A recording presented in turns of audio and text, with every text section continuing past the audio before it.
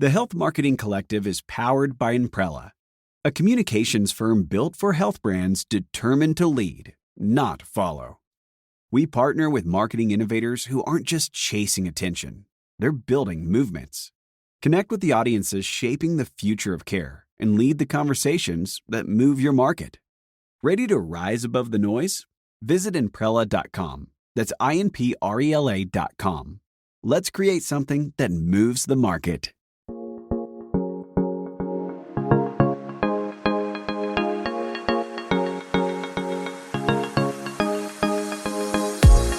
Welcome back to the Health Marketing Collective, where strong leadership meets marketing excellence. One of the most valuable things a marketing leader can do is create alignment across an organization. Because even the best strategy will struggle if people don't understand it, support it, or see where they fit. Marketing has a unique opportunity to build trust, create shared understanding, and help organizations move in the same direction. Today, we're talking about why alignment is such a critical leadership skill and how marketing can become a catalyst for it. Joining me is Gwen Cantarera, Senior Director of Global Marketing at Nordic, where she leads global go-to-market strategy, partner marketing, communications, and positioning for a complex consulting portfolio serving healthcare organizations across the US, Canada, and Europe. Gwen, welcome to the show. Thank you. I'm excited to be here. Yeah, this is I think an important topic for our audience to dig into. And I really wanted to start with something you said in our prep conversation that really stuck with me. You described marketing as potentially being the heart of an organization. Let's talk about what you mean by that.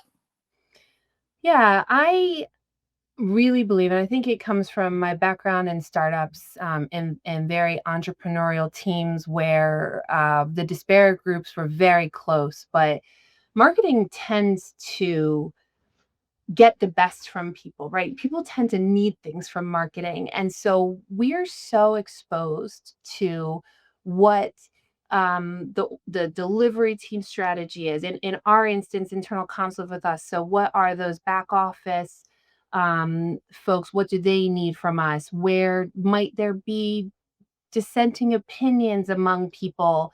We tend to get all of that information and then are able to make connections across groups, in my opinion, that really help at times, if done well, and if the trust is there, kind of distill down, oh, this group thinks this thing because they're in delivery and representing a client, right? This group thinks that thing because they're in sales and they're representing a different lens. And so if, in my opinion, if we're doing it right and we're approaching what we offer with curiosity, then that exposure comes. And so then we really have this unique view of the organization and the varying parts and pieces and opinions and influences that everyone is driven by. Yeah, I love the way you framed that, really sitting in having a unique position, that unique view to make those connections. And I love the word that you use of curiosity. I think that's an important attribute that marketing leaders need to have, to your point, to be able to ask questions, to listen, to pay attention, to understand, and to help be able to make those connections and create that alignment across an organization.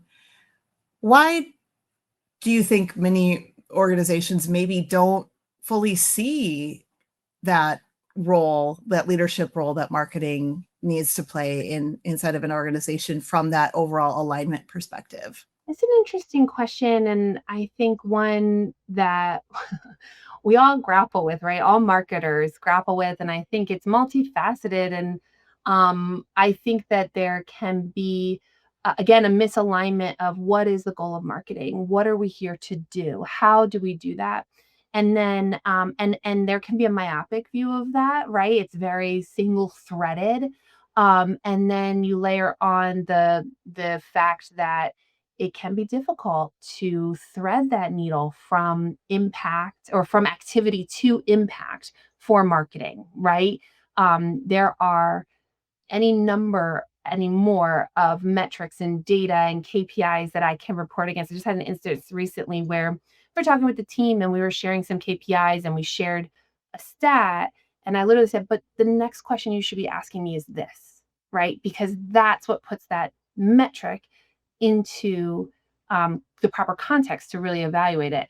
And so I think that we're in it day to day, right? We know the impact, we know the difference between a nascent brand and an established brand, and the levers that we need to pull to drive the trajectory of something like that. But like any specialty, it can be undervalued and underappreciated when you're not in it day to day and when you haven't had the benefit of the storytelling, and you're so busy, right? How many of Yeah. these other leaders and these other executives are so busy and they have so much on their plate that asking them to sit down and really tune in to what marketing is doing, uh, especially with the stereotypes around marketing, it's difficult, right? Yeah, and really the responsibility is ours to really pull people out of that myopic view and lens if that's perhaps what their legacy perspective of marketing is, and to lead by example and demonstrate, as you gave those great examples of, these are the other questions that you should be asking, right? Mhm. As I'm presenting this information, using those, KPI reporting meetings and other meetings as opportunities to demonstrate how to evolve the way that the organization is really looking at and Exactly. viewing the role of marketing. And I really think, right, so often marketing gets conflated with other departments, especially sales, right? And Hmm. that role of how is marketing driving the pipeline into sales, and then right, that those parts and pieces and those tactics can be so fluid, which is amazing, and they should be, right? Marketing, my opinion is, marketing and sales should be so interconnected and working in lockstep, but there are very defined goals. And we are aiming for different things because we're trying to achieve different ends of the same buyer journey, right? And so where we come into play is different from when sales comes into play, but especially now, right? Like, especially now with what the AI is doing to the buyer journey, really getting integrated with those teams. It's immensely important and impactful, but it can also really conflate what is marketing supposed to do versus what is a sales enablement role versus. So anyway. Yeah, absolutely. Absolutely. And I think we'll probably come back to some of those threads throughout the conversation here. I opened the episode with the word alignment, and I Mhm. really want to dig in around that. I think many organizations, we talked about this, believe alignment comes from process, more Mm. meetings, more approvals, more documentation. But that's not how you described it when we first talked. So let's talk more about how you believe that alignment actually happens inside of an organization. Yeah, I probably drive some people crazy. We just were addressing this as a team, right? And for the record, I believe in process. I also believe in breaking process. So I am one. I really believe that alignment comes in. It's the same way the sales come in our industry, right? It's relationships. It's relationships. Yeah. It's building trust. It's bringing you into more of the sausage making, if you will, than maybe other people are comfortable with. It's having check-ins and not overly engineered check-ins. A Mm, 15-minute ping to say, I've got some language questions here. I want to say this, but I'm worried that it means that, right? And I might say that to a delivery leader. And so alignment to me is really built on a foundation of transparency, of communication, of trust, which is built in these unofficial, casual moments where we as marketers are not afraid to be vulnerable and say, I actually don't know what you mean when you say we impact X, yeah. Y, Z. right?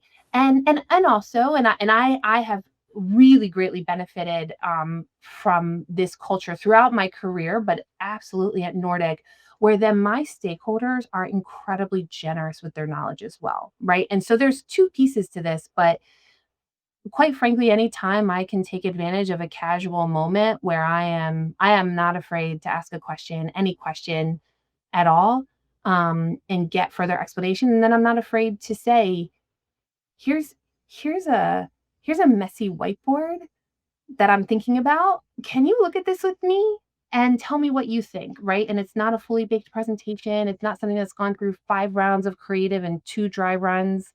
It's I'm literally playing around with Post-its on Microsoft Whiteboard.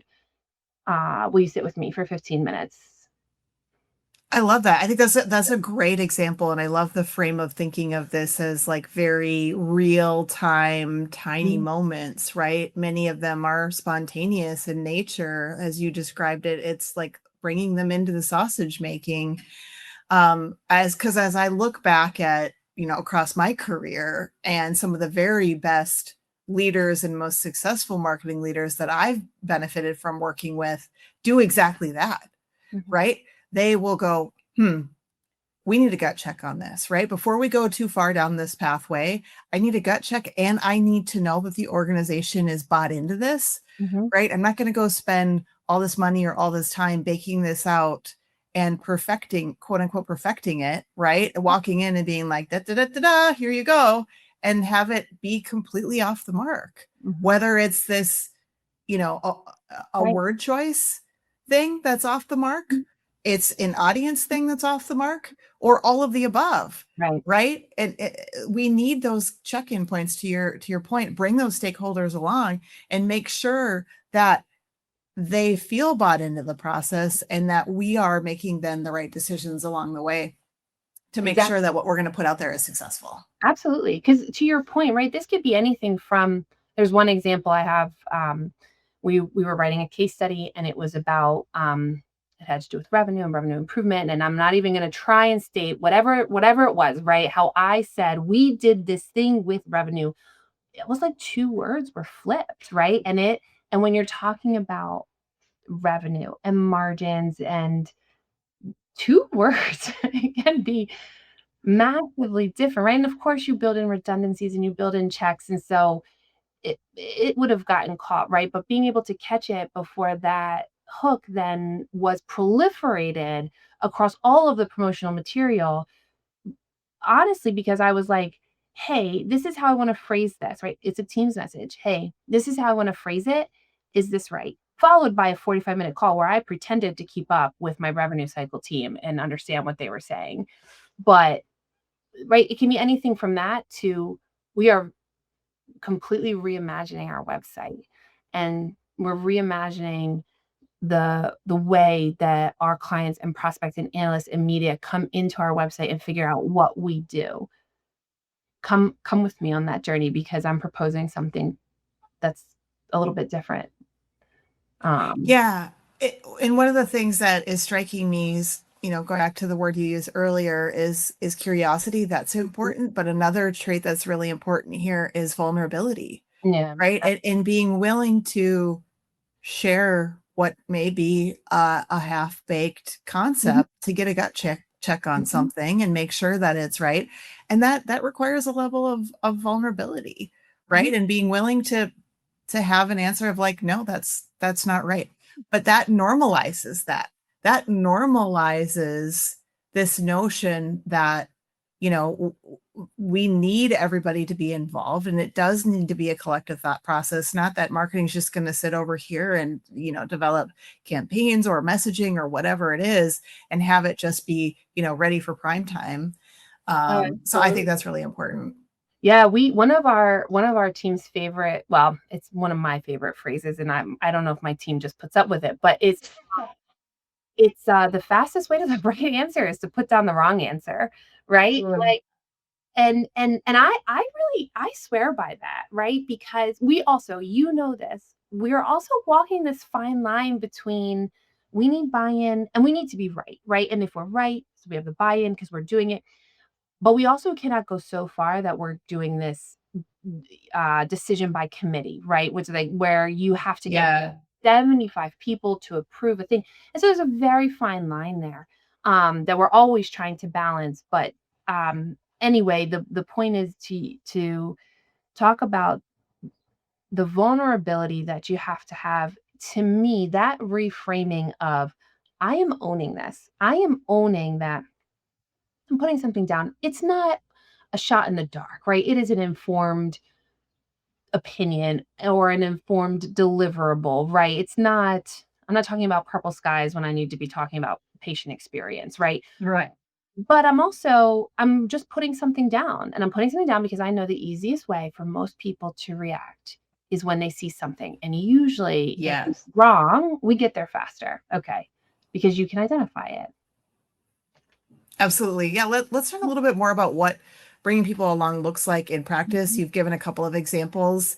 You mentioned to me that you hold a recurring meeting where marketing essentially like opens the doors, says like, here's what Yeah. we're working on. What questions do you have? What do you need from us? What Mhm. really prompted you to start doing that? And like, who are the stakeholders, right? What are the cross-functional Yeah. teams that you invite into that? Yeah, so it was called for a long time Marketing Monday. We've rebranded it recently to True North, right? So we want to be that North Star that Mm. our team knows they can come to us, and we're here. And it's once a month. We meet. The impetus for it was, quite frankly, this reaction of several people in the organization. We don't know what marketing does, right? I was like, oh, man, what do you mean you don't know what marketing does? Like, but to me, that's the kind of feedback that you have to take in, right? That's where we go to, like, you have to check your ego. That's not about, okay, so that means if I think, Sarah, that you should know exactly what we're doing, if I'm telling you X, Y, and Z, and you still say to me, we don't know what you're doing, okay, then I need to adapt, right? I need to meet you where you are. Um, and so that was the impetus. We don't know what marketing's doing. And so I was, quite frankly, brainstorming with one of my mentors, and she was like, why don't you just meet with everybody? I'm like, people are gonna want to come to a meeting once a month with marketing. And she was right. People, I just, on a whim, this was maybe a year and a half ago, threw a calendar invite out there for a Monday for half an hour and said, it started out very casual. It started out with I'm gonna come on here and I'm just gonna talk about what we're doing, what's on our radar. And I'm reserving the back half. I want to hear from you. What are you guys hearing? So that's how it started out, and it has evolved. It's evolved to being more formal. You asked who was invited. I I tend to be a go big and then get called back person. And so I invited everybody. I'm from C-suite through all of my sales team. And it's grown now. At the initially, some delivery leaders came, meaning like presidents of my organization were there, chiefs of staff, were there, and they still will come periodically, right? And now it's grown. And so a lot of the sales team comes. Most of our delivery centers have representatives there. The international team, and almost any time I talk with someone internally who I haven't connected with previously, I'll mention the call. And I'll say, are you interested? And 90% of the time they say yes. And so recruiters and our consultant managers and consultants, it's, if I could, I would probably do this isn't all hands, but we know there's formal internal comm strategies that we need to follow. But anyway, um, yeah, that was it. It really started from I just couldn't stomach that feedback because part of my ethos is transparency and communication, right? I want you to know what's going on. I want you to ask questions. I want you to feel like I am accessible if you think you need something or you have feedback. And so to get that feedback, we don't know what's going on with marketing. I was like, well, I gotta do something about this. And I'm gonna go. Yeah. And I don't think you're the first marketing leader or marketing department or team that's ever heard that. I think that's actually a pretty common reality out there. But kudos to your mentor for giving you such a great piece of advice, and kudos Mhm. to you for acting on it, right? And like your initial reaction was kind of like, "What? Oh, people really want to come Oh, to this thing?" And like, look at what it's turned into. And I'm curious for you to share a little bit more in terms of what the overall impact you believe that it has had, and or what has surprised you about creating this format, and really letting people into the process of what marketing's working on. I think so. This meeting has really become the moments of this meeting I'm the most proud of. This meeting in particular that I'm the most proud of are actually when we start to have dialogue. So it's not just marketing saying, Yes. here's the campaign we're running, here's our latest social media follower. Those are all important things, Yes. of course. But what I'm most proud of, honestly, is the moments when, and this happened relatively early on. It's a little bit of a high I've been chasing, but one of the folks who was on one of the extended teams, if that's broad enough, actually said, right, this person was vulnerable and they said, "Hey, when I'm positioning Nordic, right, I say XYZ, but I find that sometimes that falls flat. What do other people say?" Right? And so e to have that person show up and engage that way, and then for right, because that's one thing, but then really we had this amazing engagement, and because it was such a cross-functional call, right? We had sales, we had delivery, we have recruiters, we had marketing, we had leaders that all were able to answer in this unbelievably supportive way. It wasn't a, "Oh my gosh, you don't know how to position Nordic." It was, "Hey, this is my experience, this is what's happening." Right? And so, I am proud of that. I'm proud that that moment was created for this person to ask the question and to be met with, like I said earlier, I do feel immensely blessed that Nordic, our folks, our delivery leaders, our leaders are incredibly smart and they are unbelievably generous with that. You just need to tune into it. So anyway, so I'm most proud when the conversation opens up, when it goes beyond whatever it is that marketing's presenting and questions are asked and we're able to respond. And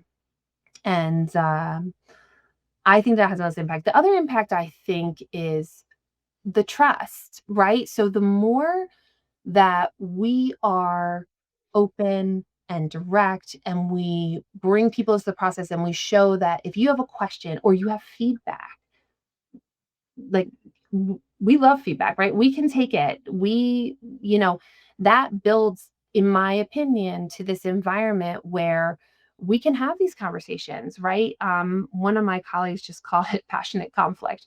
We Mm. we can really get into what we don't see eye to eye on, and we can do it in this space where um, we know tomorrow we're gonna show up the exact same way to each other, right? And so I'm not saying that that necessarily happens on this call. This call's quite big, right? But in my opinion, opening it up, being vulnerable, showing everyone what we're working on, letting them know there's no secrets behind these marketing doors, right? I mean, we might not show you the real mess behind, this pretty scene, but come in, see what we're working on. I think it goes a long way to building trust, which is foundational.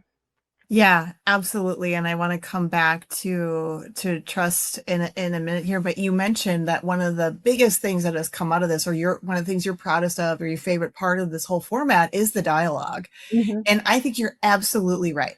I think that that is one of the most important takeaways in this conversation. And I think the missed opportunity for many organizations, because I see this all the time as a consultant or an agency partner, is we are best at what we do Mhm. when we know, right, as much as we can possibly know about your customer, their pain points, right? What's going on inside of the organization. And so it can't just be a one way, marketing reporting to the organization. Here's what we're doing. Here's how it's performing. But rather, hey, here is something that we're seeing Mhm. as something that needs to be fixed, or an initiative that could be incredibly powerful for the organization. what do you all think? Or here's a question that we've been pondering as a marketing organization. We'd love your take on it.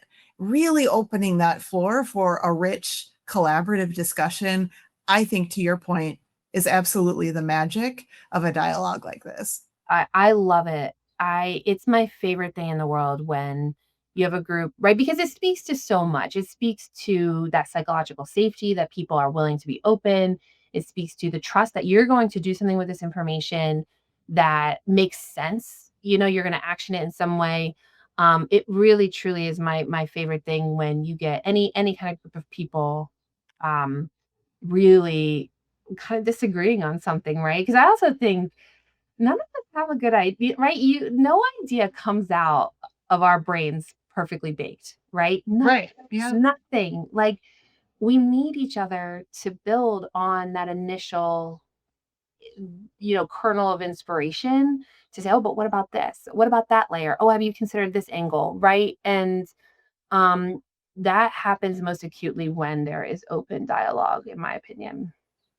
Yeah. Yeah, absolutely. Or taking like, hey, I heard this the other day. Hmm. I heard this word, I heard this phrase, but I'm not Hmm. sure I fully understand it yet. Like, tell me Hmm. more about that. Cause I Hmm. think there might be a powerful idea inside of that. And that, it's a learning moment for everybody.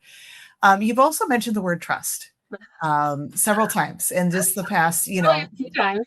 5 minutes, right? And this really brings out, I think, the human side of marketing leadership, and emotional intelligence, as being so important for marketing leaders.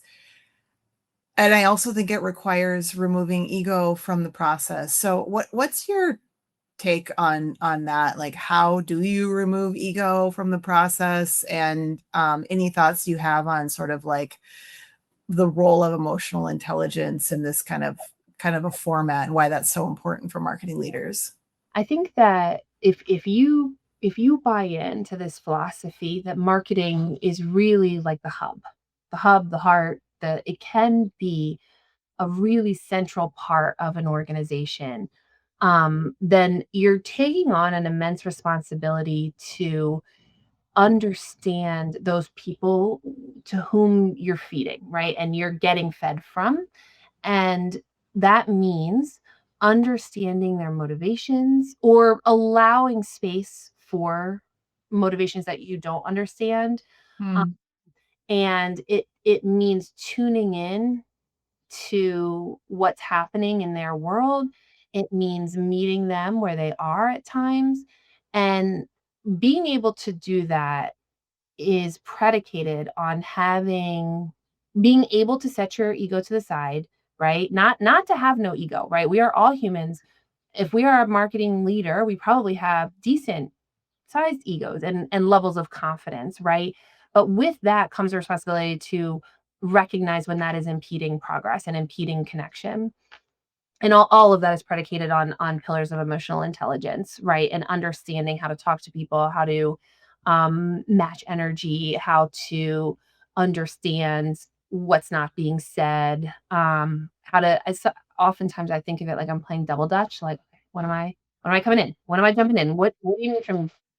And really, I mean, maybe it's the Gemini in me, right? But the goal is I just want to connect. I want what's in your brain, and I want that to influence my work. And so that happens when we have a relationship, right? And when you know that I have for me, right, when I have the best interest of the firm at heart, right? And um I also think in our industry in particular, it helps immensely when you're connected to that through line, right? And so what I mean by that is it it can be 6 degrees of separation, it can be 1 degree of separation, but there is a real impact that happens on the clinician's ability to serve their patients and the outcomes that those patients realize, right? So for Nordic, what that can mean is truly 6 degrees of separation, right? We are updating a password, which may or may not have immediate impact. I don't mean to denigrate that at all. It's very important, right? People have access, but It can also mean a dashboard that gives real-time actionable data to clinicians during clinical trials, which is both of those things are accurate. And so stepping back to putting my ego aside, because someone might come to me and disagree with the way I've positioned something, right? And they might be very passionate about it. This isn't passion because they think they're right above all else, right? They think that they know best. This is passion that is born in wanting outcomes for those we ultimately serve, in my opinion, right? And so if we as leaders can reframe every time we approach these discussions and conflict, which I strongly believe in conflict, right? With this isn't about me. That's the putting your ego aside. This isn't about me. This isn't about did I get that word right or wrong. This is about ultimately, I'm trying to solve a problem for a provider so that someone who needs them gets their best.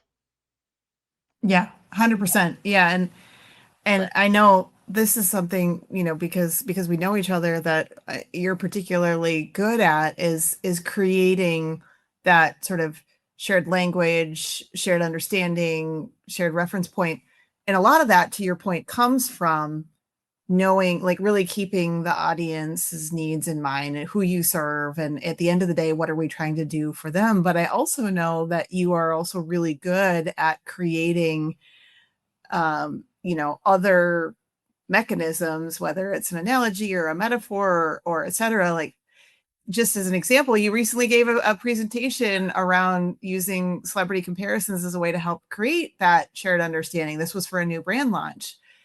And to me, what's interesting is not necessarily the celebrity comparison itself, but it's the idea that people often need that shared language to get aligned around something, right? So that I might, to your point, be coming in with a really passionate idea on something, and it might seem like I'm being argumentative or contrarian to what you're saying for the point of being contrarian, but actually not. And it's just because I'm really passionate about, getting this end result right for a customer.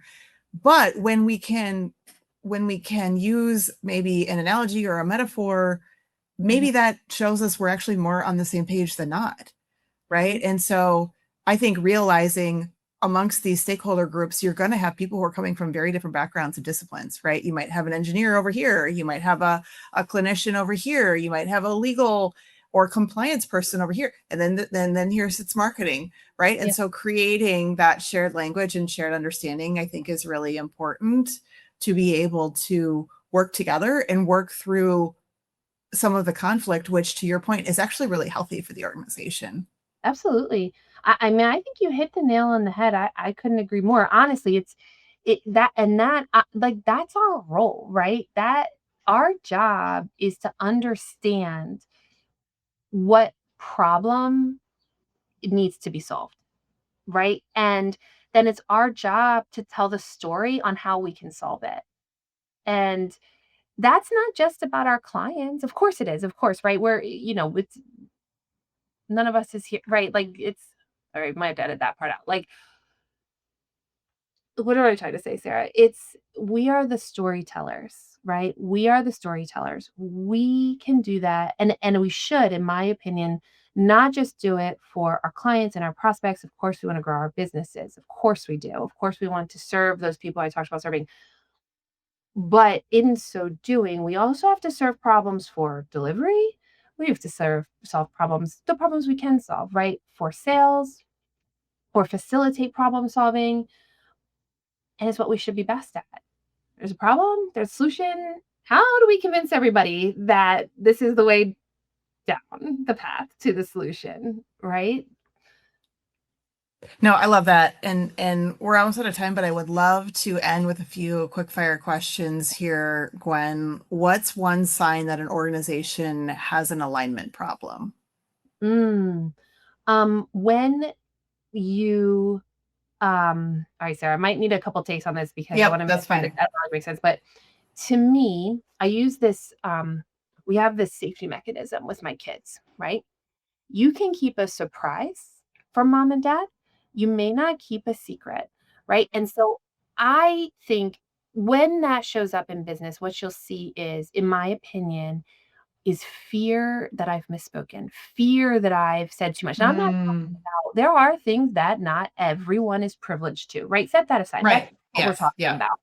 We're talking about things that, you found out this person, maybe stepped out of process a little bit, or this thing might not have checked all the boxes. And now there's fear around saying something. No, right? No, when there's alignment and when there's culture, um, I don't know if I like that answer, Sarah.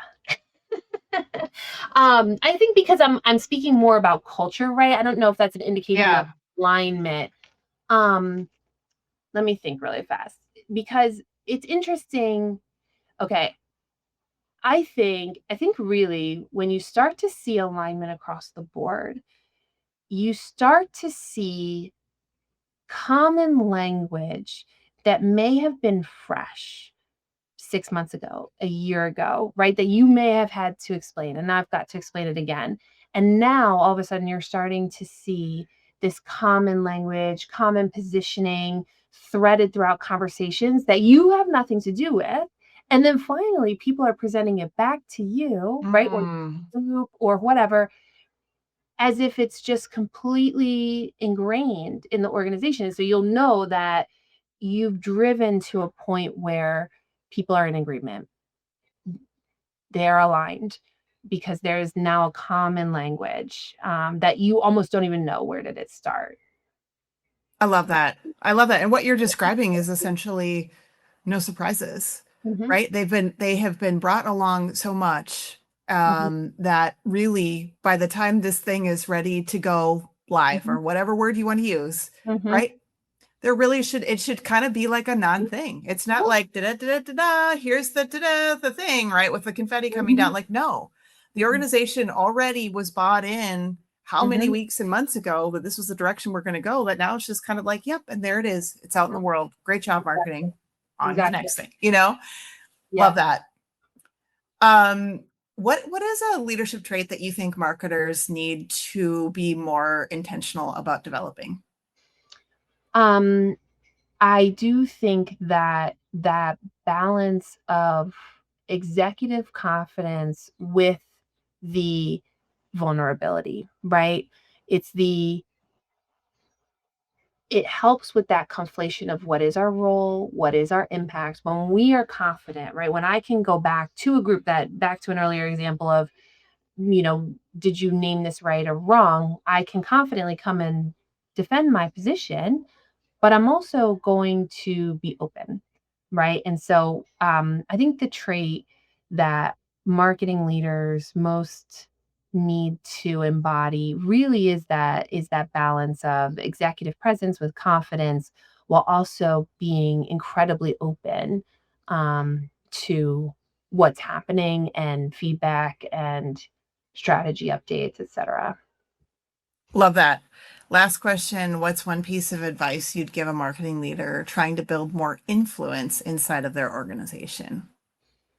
Um, I like to lead with questions. I want to ask more questions than I give answers. I want to really deeply understand.